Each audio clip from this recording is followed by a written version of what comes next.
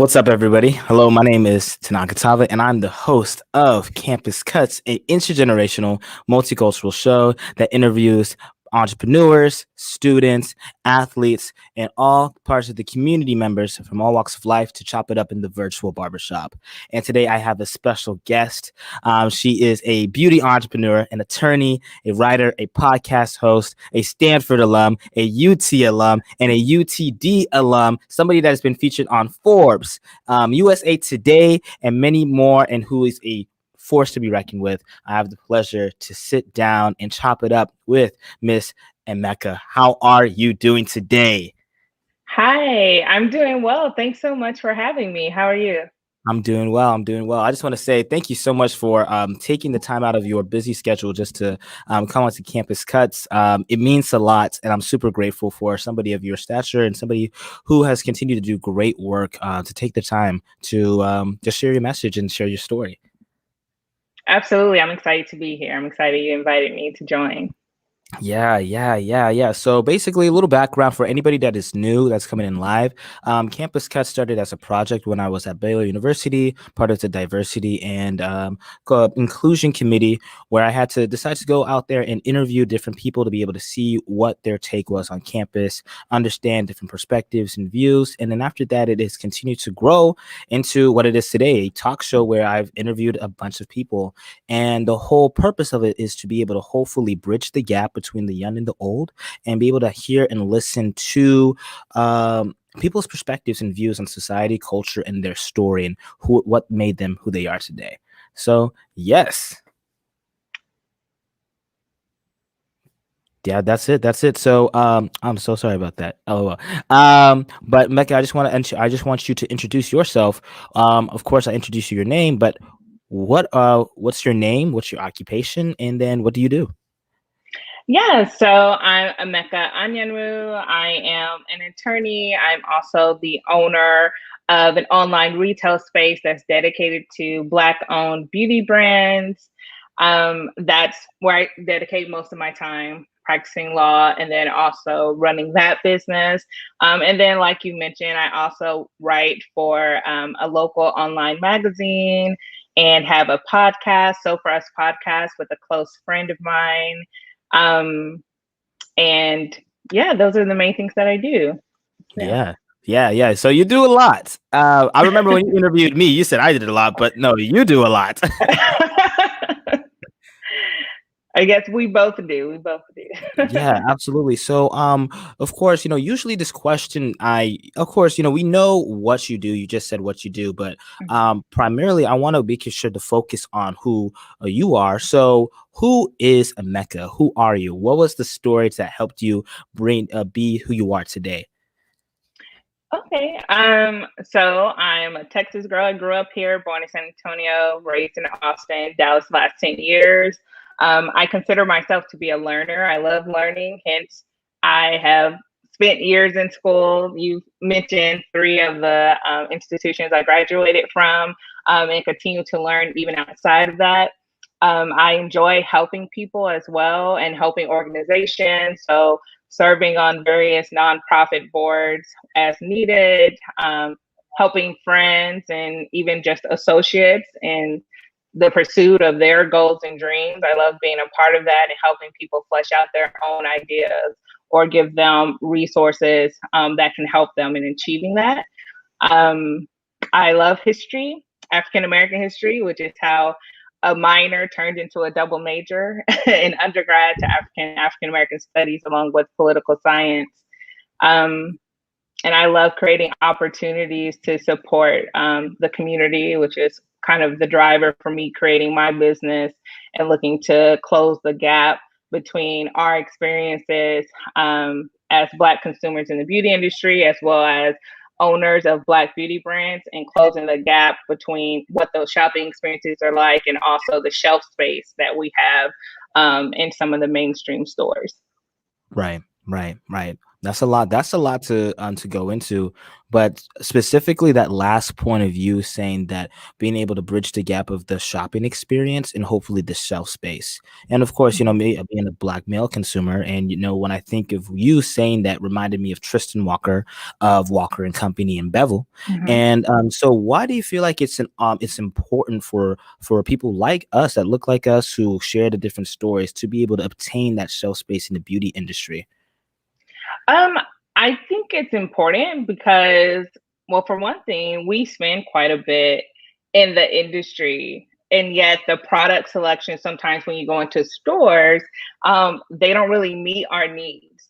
Or sometimes you would go into like a grocery store and they'll kind of squeeze all the products they think we could use into one little section of this long aisle of beauty products, which I think ignores the diversity of the black consumer. We have different styles, different textures of hairs, and all of these different things.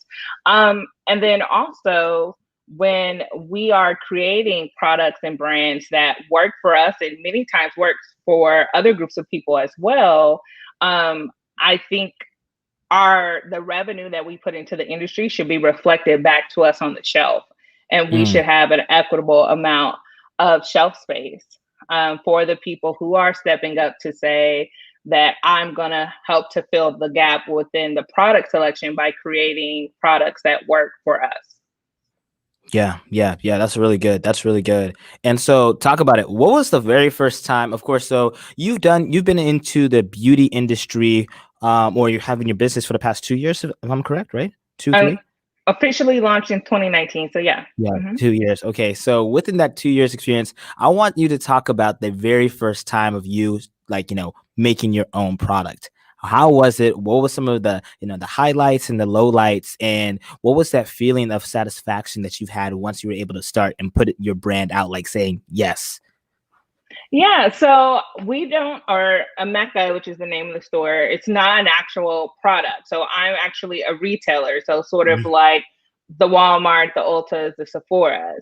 Oh And so wow. I sell other Black owned brands. So right now we carry over 30 Black owned brands, some that are really well known, like Curls and Mael, and then some brands that might not be as familiar to many people. And across several different categories, makeup, skincare, products for beards. Um, and so initially coming into it, and like you said, being new to the beauty industry, the biggest concern was how am I going to get these brands to take a chance on me and be willing to allow me to be one of their retail partners. Right. And so it was really exciting to see like some brands did say no, for different reasons. They may not be in any retailers or are focused on certain ones. But when I was given the opportunity, obviously that was an exciting moment. And last year when we reached to 30 different brands, um, that meant a lot because I think the conversation is always typically about our brands getting on the shelves in other stores like a Walmart or a Target, which is great because we definitely want to see that. But there are other retailers like mine that are Black owned retailers that are focused on Black owned brands or brands from people of color. And I think it's just as important to talk about brands being willing to give some of those up and coming retailers a chance to be a retail partner so that we could Mhm. work together to push the needle in the industry. Right, right. Wow. Wow. So that being able to be a retailer, I don't know, it just kind of reminds me of Mark Lore of Jet.com, or and then Jet.com, diapers, or Quidzy, Amazon. And that's a big responsibility. Like you are the warehouse, and you're now giving an opportunity for people to be on your platform in order to distribute their products, for people to buy it and all there. That is, wow, that's amazing. Thanks. Yeah, I mean that's part of our mission. The first part of the mission is to increase awareness of and access to these brands. So Mhm. definitely, very important, a very important responsibility to take on, into helping the brands grow even more. Some of them are already like like I mentioned, super well known, and others are up and coming. So Yeah. definitely something that I'm very proud to be a retail partner for those who have chosen to allow us to do that.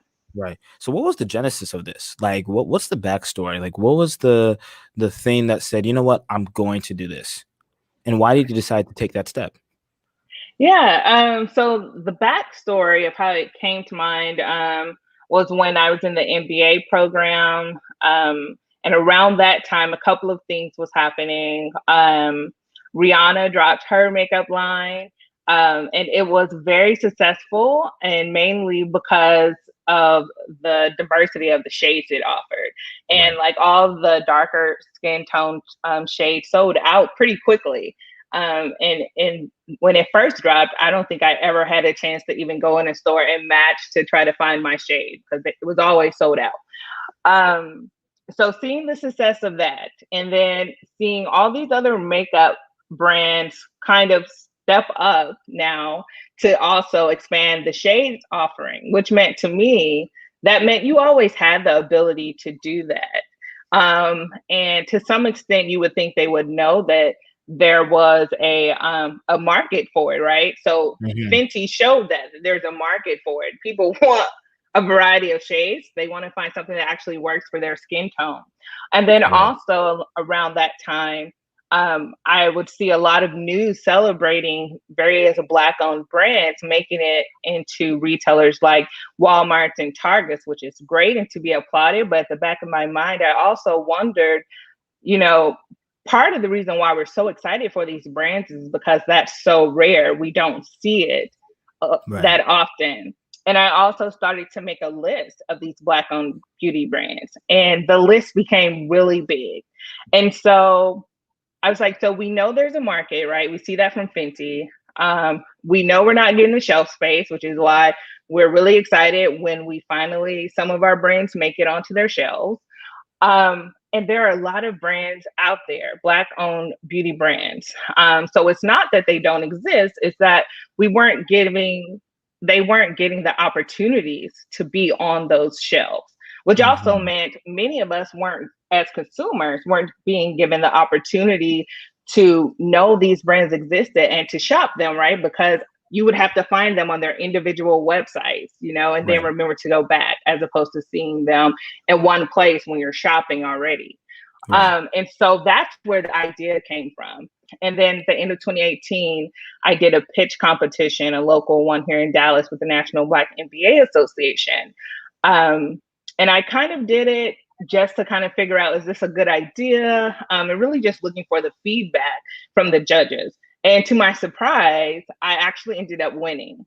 So Yeah. when I won, that was kind of validation. Okay, there are some people, who are more business minded, because this is really one of my first really serious business initiatives. And they think this could work.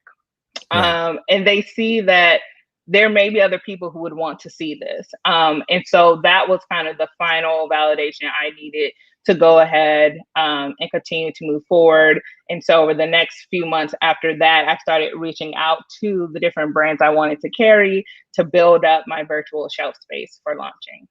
Wow, wow. And it's I guess it was such a perfect time as we're now moving into a more of a digital space to how important digital real estate is that you even started with real online. And so, because it feels like in my opinion, and I'm young, I don't know anything. I can say that for sure. But over the course of we see that the brick and mortar is it's declining, and this is now an opportunity for young entrepreneurs, women of color, women, children, and everybody to be able to create a digital infrastructure that it now allows to house people. So why do you think it's important for young people or women of color specifically to be able to jump into the digital space in order to have their products and to distribute them and share them to the world?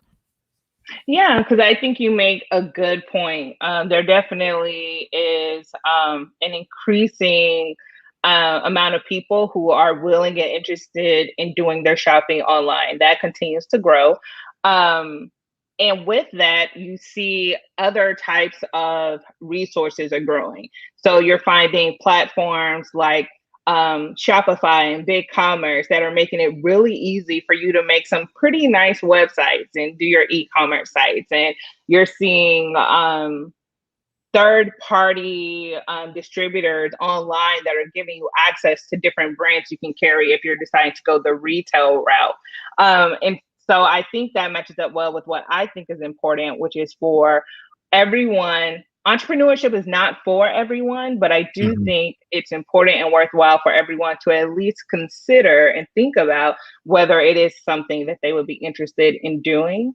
And I think part of the importance of that, as people of color and women, is just thinking about opportunities for building generational wealth and dictating what your legacy looks like, especially with the studies that are showing like the pay discrepancies and the discrepancies when it comes to opportunities for promotions and et cetera. Entrepreneurship is something that allows you to kind of control the trajectory of your career or your income. So it's something I think it's not for everyone, but everyone should at least consider. And there are a lot of resources out there that makes it much easier than it used to be. Right. And so now you jumped into it. Would you have considered yourself always as an entrepreneur growing up? Were you always business minded? Were you always somebody that was like, you know what, I'm going to do it myself? No, no, I grew up with a straight plan all the way through to being a lawyer. My father is a lawyer. So that's kind of the career I've always thought about. And that's the plan I followed all the way through. I don't think I really, until probably after law school, seriously thought about wanting to have my own business. But before that, you know, my head was in the books. And I was just studying and making my way up to the next level, the next level, the next thing to get into my career as an attorney. Right. And so talk about that. You've somebody like you are so educated, so smart, so intelligent. And of course, you know, I know your sisters. Like your family is man, y'all are amazing. Your as I mentioned on the phone call last time that we had, like your parents did something right. Y'all killed it. So like where does like okay, so now we're entering into a world where everybody wants to be an entrepreneur, but it's also not for everybody. But we're also Right. even talking about like, you know, the shift of education, and we've seen how COVID-19 has really changed that. What is your opinions of somebody that has grown up at a time where you've gone to, you know, top tier universities, top tier schools, to now more of a time where people are even debating whether or not we should even still have higher education. What's your thoughts on that?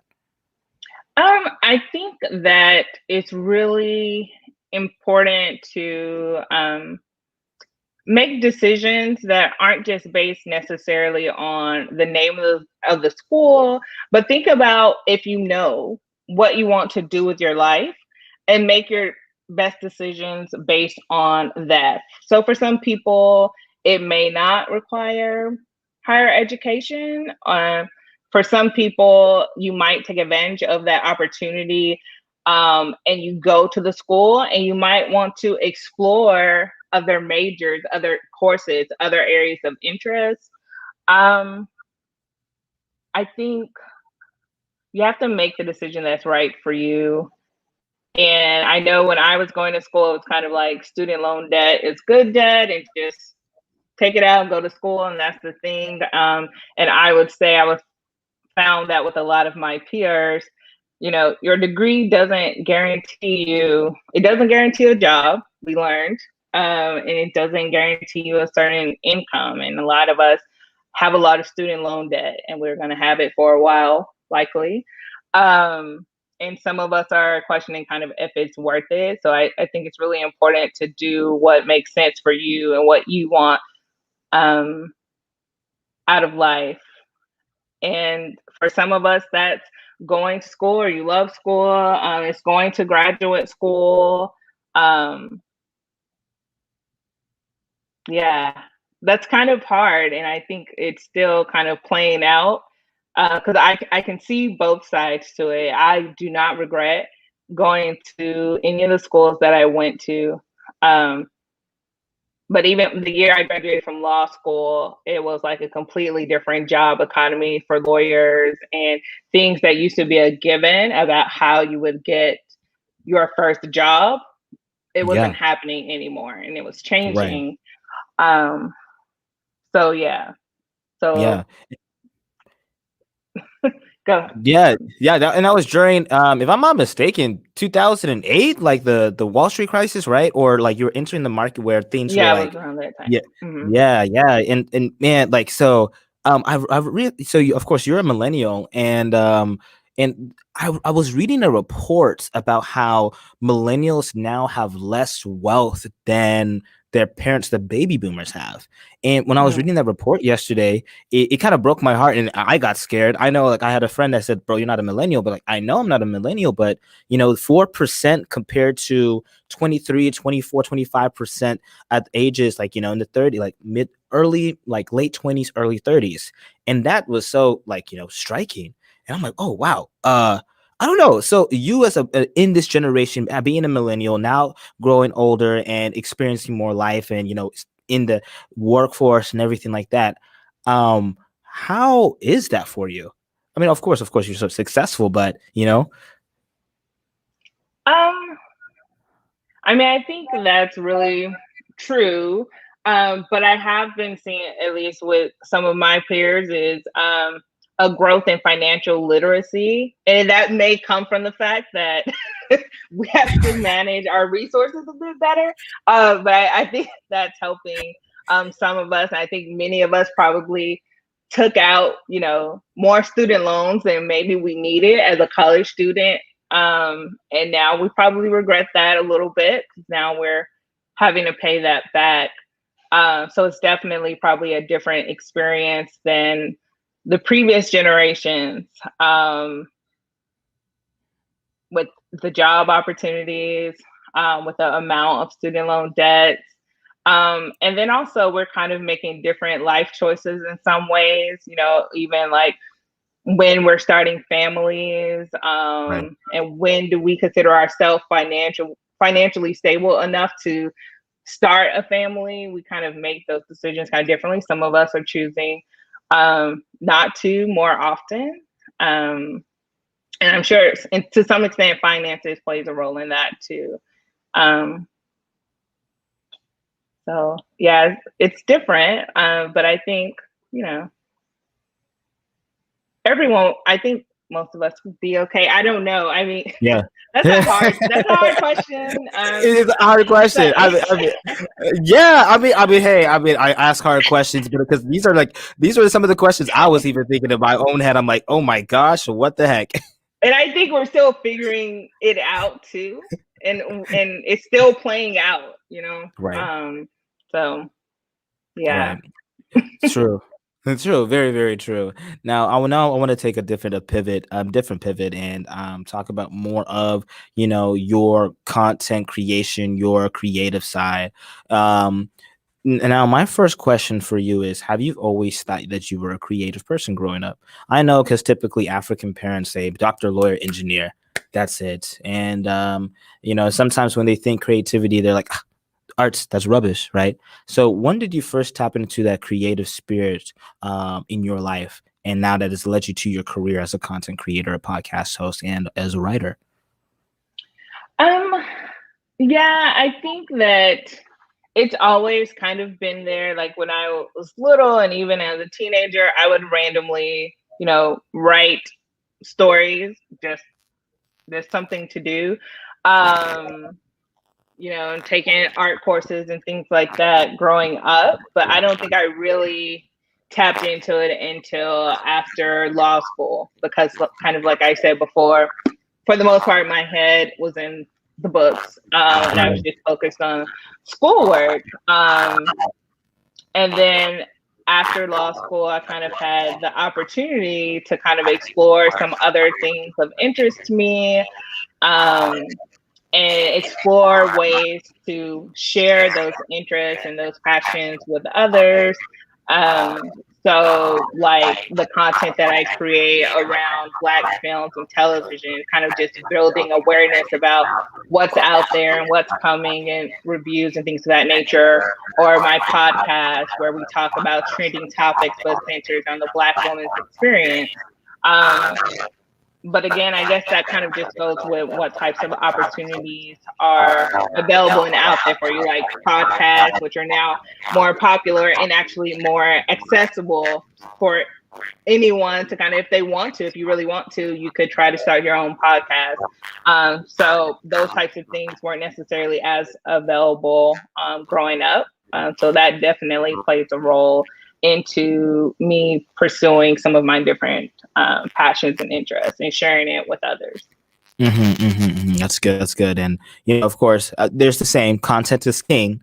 And, I guess with any good business person or they understand businesses like, they, especially in this day and age, more people don't realize that everybody's a media company. Like you are a media company. Your Instagram is, the very first thing that people look at. Like, hey, what's your name? Oh, okay. What's your IG? Or hey, okay, what's stuff you post? Or hey, it's so fascinating to see how that content creation and how vital it has been, especially in terms of building trust and authenticity within your customers, your potential customers, and just even people who want to have a different side of, want to know a different side of you, right?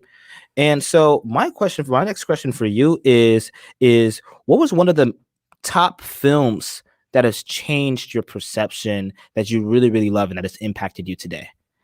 Oh, wow. Okay. That is a very difficult question. I'm gazing through my DVD collection over there to be like, I put them to use. Obviously, I haven't used them in a while. That's such a tough question. I mean, I guess the question was, what is a film that changed my perspective on things? I am so sorry. No, you're good. It's so hard for me. I'm thinking, I mean, A Raisin in the Sun comes to mind. I really like that one.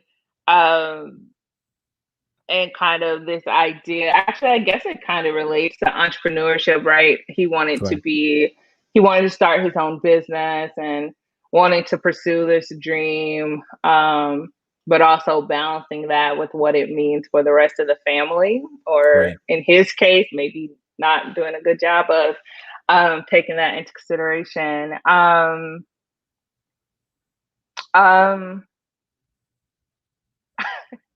I mean, I guess some of that is actually, that relates to me in some ways. I would say I'm pretty opposite of Walter, I guess, in that sense. As an attorney, I'm kind of risk averse. And as an entrepreneur, that does not necessarily play out well. Right? You have to be willing to take some risk. And so I have to constantly kind of remind myself to jump out there. You have to take a chance, and you have to kind of be willing to take steps and know that you can always modify and change, continue to learn and grow, but you have to take steps and do it and kind of go for it. I might not have done it in the way he did it in A Raisin in the Sun, but that, there is something to being willing to take a risk in the pursuit of your dream and your business ideas. Yeah, that's good. That's good. No. That's so good. I love that. And I was actually having a conversation with a friend of mine yesterday about the idea of like us taking risks, because he was like, oh man, T, when do you know, like, is it me being crazy for us to sacrifice our 20s to work hard and try to get this business off the ground or this idea off the ground, or when am I risking my youth? Am I risking that opportunity? And I don't want to regret that. And I'm like, man, I'm thinking the same thing. But it's a balance. It is a balance. I can't even imagine what it is to be an attorney with somebody that's like, okay, we got to check this. And then being an entrepreneur, it's like, but despite all the obstacles, you just have to go. Yeah. There's nothing certain. Exactly. There's nothing certain. It's a battle in my mind all the time.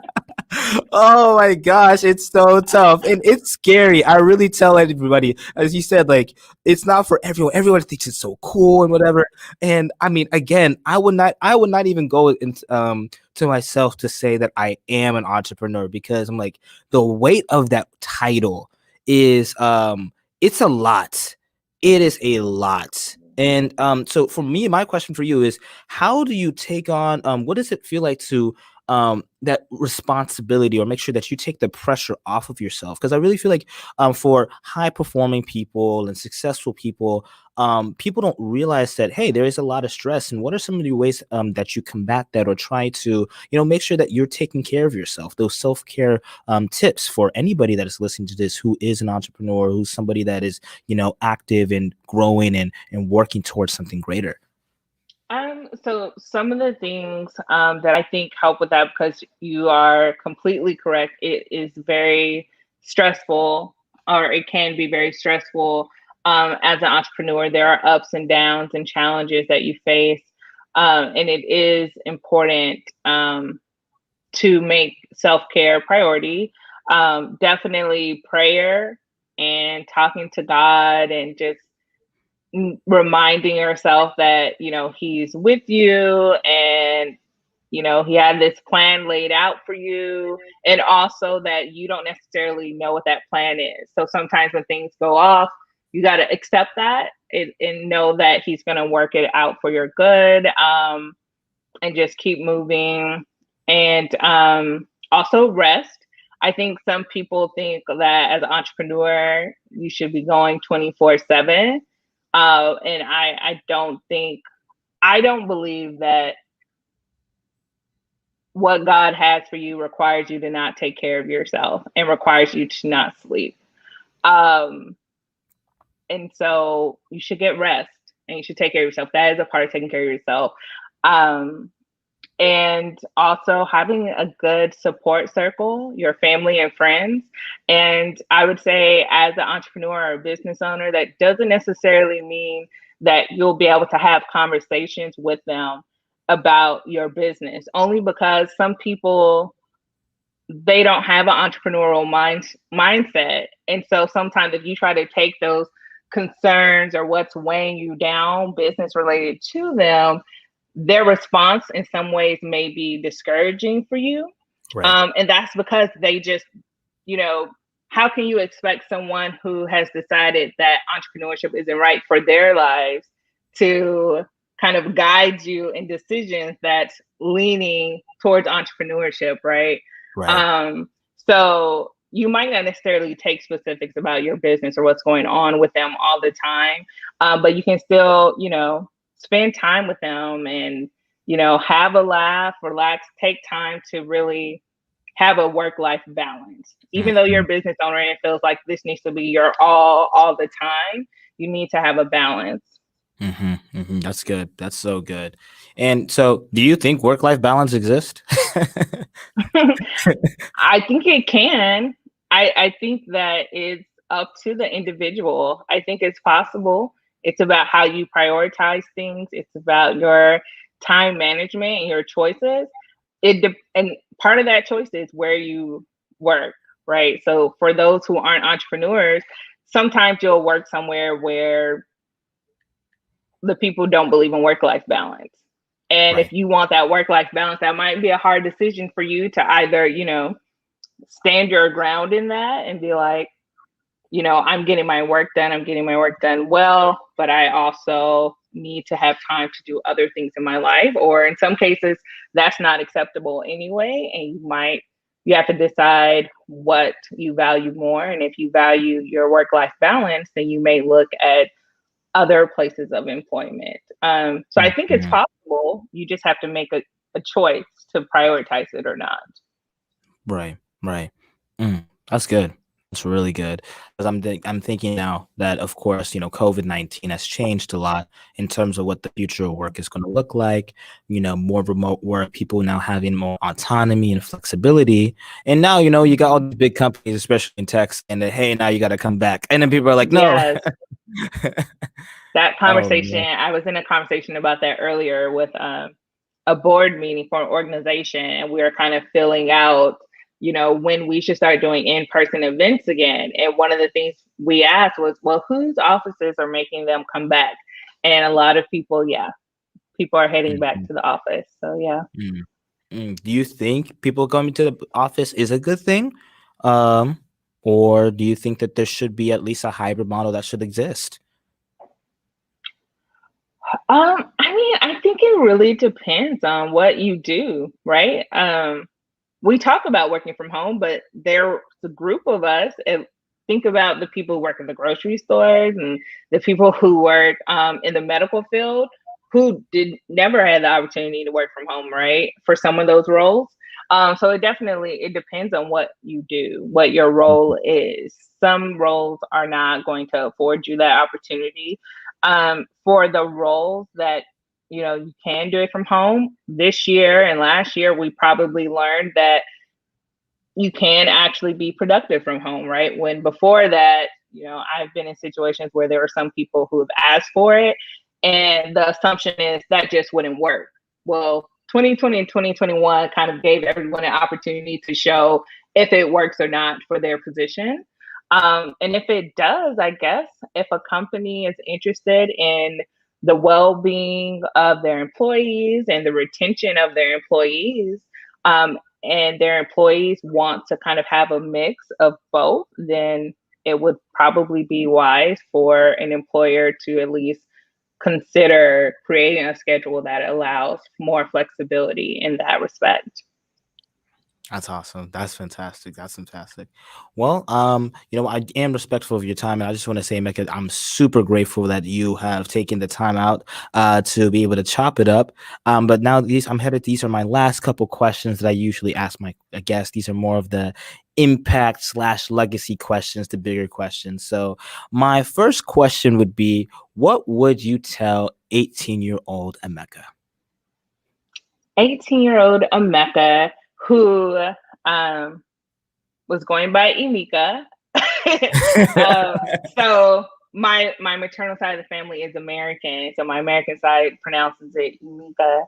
I would say that was my first time living outside of Texas. I was heading to undergrad in California. I was very homesick, and I'm also an introvert. So I would tell myself to come out of my shell, and really bring my full self and personality to every interactions with people and take the opportunity to really network and build meaningful relationships. I definitely have some amazing and close friends from undergrad, but I think I missed out on the opportunities to network and make meaningful relationships with other people and even in law school. And I think that's really important for everyone because it's not your degree or even your experience sometimes it's who you know. And so I wish I had more of an idea of that back then. And also to take advantage of opportunities to travel, the opportunities to explore California. And one of the things I always think about in college, I think right before I went, there was like a admit welcome something in Texas for the new students heading to California. And they said these are going to be like the best 4 years of your life. And I was just like, okay, yeah, sure. And then afterwards, you realize it really was because there's nothing like being not only in the same state as your close college friends, because now I am not. I think I only have one here in Texas, Right. and she's like 3 hours away. Right. But you're like on the same campus. Like you can eat with some of your close friends every day, and that is just not for many of us. That is not going to be there after you leave college. So really appreciate those special moments with your close college friends. Wow, that's good. Those are some great tips. Those are some good tips, good gems. And then now my second to last question is, what does generational wealth mean? What does generational wealth mean?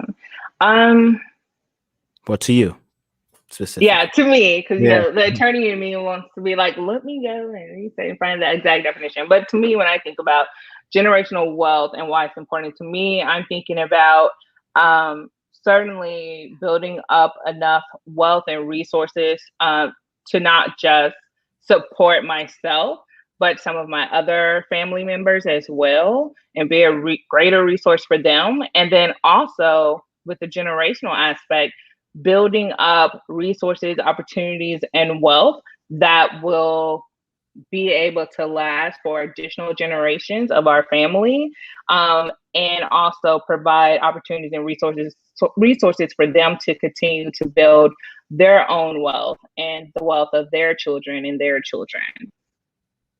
Yeah, that's good. And last, what do you want your legacy to be? So I think I want my legacy to be, I guess, two parts. One part is, one person can't change the world, and I can't change the world completely. But I would love my legacy to be that I at least push the needle towards making it a safer and more equitable place for everyone, and especially for the Black community throughout the diaspora.